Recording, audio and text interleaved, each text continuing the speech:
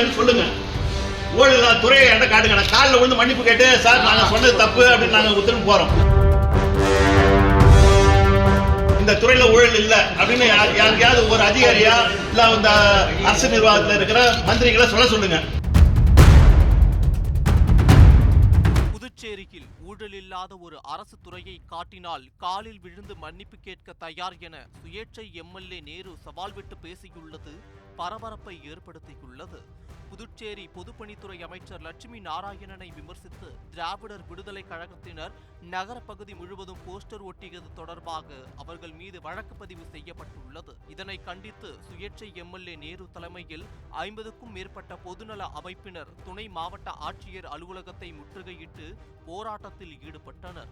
தொடர்ந்து துணை மாவட்ட ஆட்சியர் அர்ஜுன் ராமகிருஷ்ணன் பேச்சுவார்த்தை நடத்தியதை தொடர்ந்து போராட்டம் கைவிடப்பட்டது.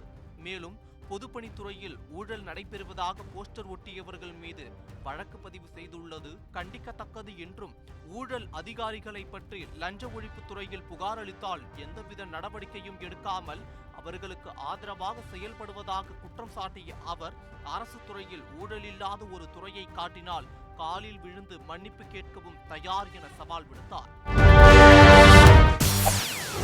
செய்திகளை உடனுக்குடன் தெரிந்து கொள்ள உடனே சப்ஸ்கிரைப் பண்ணுங்க.